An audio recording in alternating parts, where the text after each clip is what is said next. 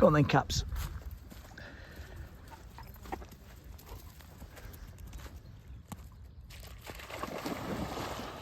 So this is now Wednesday the 28th of February. We're still at Lake Balaton. It's very beautiful here, still. Sunny. Quite good weather. I think it's about 14 degrees today, no wind. A brief update as to why we're still here, because by now we should have been probably through Serbia into Bulgaria on the way to Turkey, but as I mentioned on the last recording, we had clutch problems. So where we ended up getting to on Monday morning. Yeah, well, decided to call the breakdown insurance. That's the upshot. That was I think that was Saturday actually, late, because we weren't sure if we were in limp mode. There was obviously something wrong with the van. I was partly thinking about limping on to the next town where there was a Fiat garage, but anyway, we talked it through. Jan's wisdom as well was to just not drive, because we were in a safe place where we'd stopped. So what we didn't want to do, obviously, is find ourselves in a dangerous location where we broke down at the side of the road or whatever. So we've got really good breakdown insurance from through LV. It's the Britannia policy through LV. It's only about £95 a month, and I have a year. Sorry, a year. It's probably worth 95 a month at the moment, actually. But anyway, and we have called them out before in England a couple of times when our battery let us down, and once in Germany when we had we went into limp mode again. Some warnings indicators. Anyway, we called them up and they were great. So we decided that the best plan was to be recovered on Monday morning to a Fiat garage. I'd done some research as to a couple of garages, which isn't the easiest thing to do, because even if you find the right type of garage, Fiat Professional in our case, and I used the Fiat information to locate the ones that would deal with motorhomes. But anyway, the guy, when he turned up at 9:20 on Monday morning, he had obviously spoken to the breakdown company, and they recovered us to a local Fiat garage, which I didn't even know existed. So it was a bit dubious, to say the least, because we had been booked into a Fiat Professional garage in Austria last week, and they gave back word on us, even though it was supposed to be one for motorhomes. Anyway, the way it worked out, we were brought about 5 miles down the road to this garage. Even more dubious when we arrived at the garage, because they weren't expecting us. The garage hadn't had a phone call from anybody. They're supposed to be Hungarian agents for the breakdown insurance. But it was a Fiat Professional though. Yeah. So. Yeah, and they were selling Ducato vans, and anyway, even though the initial contact with them wasn't encouraging, because the guy kind of pulled his face when I mentioned it was an automatic, which are known to have some problems. We waited an hour. They must have spoken to somebody at the breakdown, because they didn't speak any English. We were just using Google Translate. Sorry, Captain's having his daily exercise. So through Google Translate, we ended up, they ran a diagnostic after an hour. We went off to get some food, came back, and to our surprise, they seemed to know what the problem was. So they've identified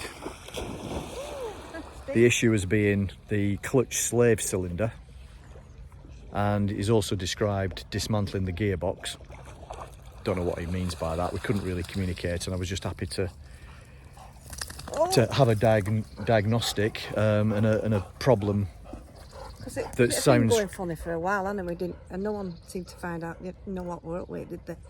Yeah, I've been just like scratching their heads in England. I've had transmission error message for about a year. Took it to a Fiat professional garage in Northampton this time last year, twice. And they were routing around, cost me about 800 quid, I think. And they couldn't get rid of the error that kept coming back. But the van was driving fine, so at that stage we didn't really worry about it too much. But as Jan says, it had been progressively, I'm getting shaken on, progressively getting worse in recent times. So anyway, he's telling me the bill's going to be £2,200, which sounds a lot, but if that gets us on the road and allows us to continue our travels for the rest of the year, then it's not a lot really. I know of people online who've, because obviously we're all on the forums, we've done plenty of research One more. about this type of automatic box, and there's people with all kinds of tales of woe where it's cost them 7 or 8 grand sometimes to have new flywheels, new clutch plates, all kinds of stuff. Or people who say it can be as simple as a fluid level, there's some hydraulic fluid.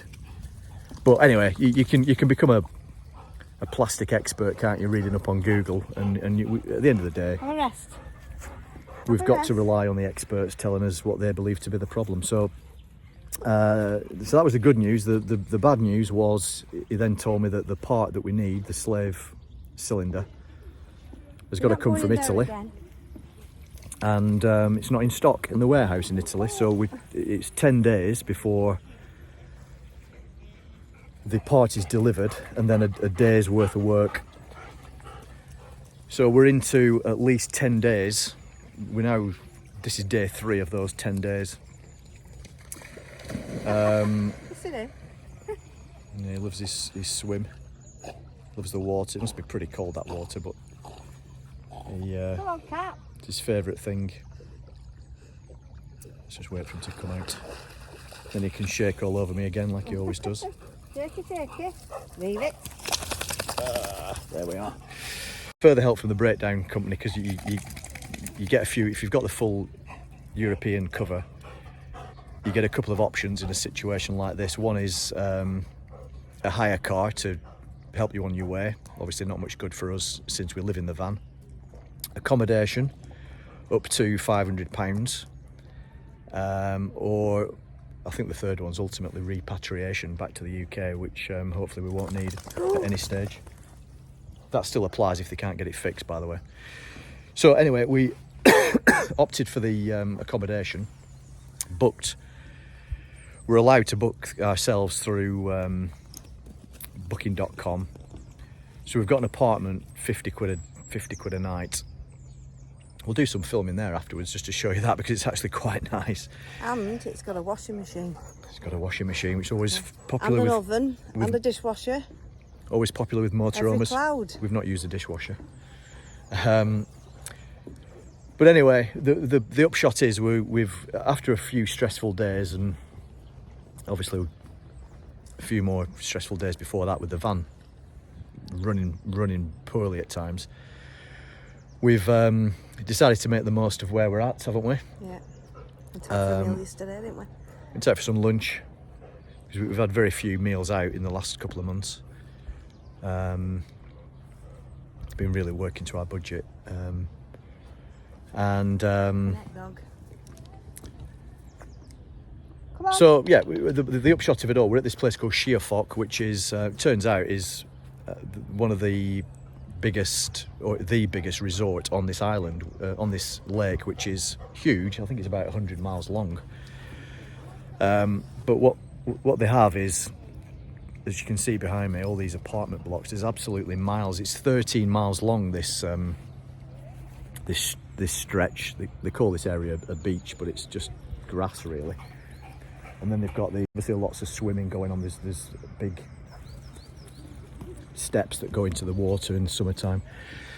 But we found out that, well, from walking around and from talking to a neighbour of ours that we've now got, that obviously everything's pretty much closed down. The season runs May to September. We're in February. So fortunately the little town centre does have some restaurants, a couple of bars. We've had a few recommendations. So we're not going to go mad, but we are going to at least get a chance to sample the local way of life, I suppose, and some of the food. We've had a couple of nice bottles of red, haven't we? Yeah. Hungarian, about £2 a bottle. £2 a bottle, couldn't believe it. Really nice, actually. So we're smiling through it. We've at least we're getting the place we've got a smart TV, YouTube, Netflix, really good Wi-Fi. Yeah, we were just watching Red's Goal this morning. We were Yeah. laughing his head off. Some of the stuff there Red's come out Goal. with is brilliant. We're in Valencia. Red's Go Travels on YouTube. Superb. I think it's worth saying as well. I mean, when we were talking about coming on journeys like this and doing this full time, we did say that we're going to come across things that, you know, are going to hiccups in the road, bumps in the road, and you just have to work through them and expect that they're going to happen. And Yeah. you know, luckily we've got money behind us as well. We've got some savings, and do you know what I mean? So, but you know, you can't. It is the adventure. It's part of the adventure, I think. Of course, yeah. Do you know what I mean? And I think, you know, don't let it put people off so soon. But we did think we're going to come across stuff. Yeah, we discussed it to say that kind of expect the worst, plan for the best kind of thing. Or is that the right way around? No, plan for the worst, expect the best. Expect the best, plan for the worst. That's it. And on another plus side, it's 14 degrees now, and it's sun shining again. Yeah, and the forecast is really good. We've even got a little balcony we can sit on, south facing. So, like I say, every cloud, and we're going to make the best of it. And look forward to getting back on the road. And plus, our captain loves. We could have been in a worse place, because I was saying, you know, if we hadn't have done some actual sitting down thinking, you know, we could have actually gone off that day and ended up side of a mountain, because 2 days previously when we were coming through Austria, I had my ice was in my mouth. I thought, oh my God, do you know what I mean? It was like we were coming down hills like that and then going up again, and it just, I was really stressed just when the van was all right. But do you know what I mean? I didn't want to chance it. It could have just stopped and gone on limp mode, and we could have been in the middle of nowhere outside of a road. I think the important thing is, as in most things in life, is just to pause and think carefully through the options and make sensible decisions. And you know, which is what we've done, because we're not under any real pressure of time. No. Obviously, we want to get on. We want to get. You know, we're losing in inverted commas 2 weeks. But we're going to have to do some motorways then, aren't we? to catch up. Be a hell of a lot worse. We're in a holiday resort, even though it's out of season. There's restaurants. It's relatively inexpensive. Food shopping's about the same as UK actually, because of inflation in recent times in Hungary. But it for seems some things only, I'd say, not everything. Okay. But only for some things. Okay.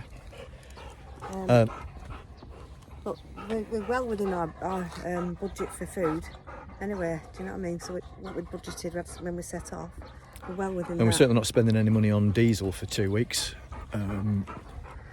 So there we are. So we'll catch up with you in a bit and do a bit more filming.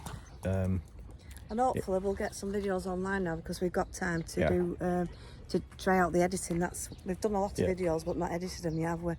Yeah, because we wanted to build up a bank of content, didn't we, before we stuck them on. So that people might want to look at.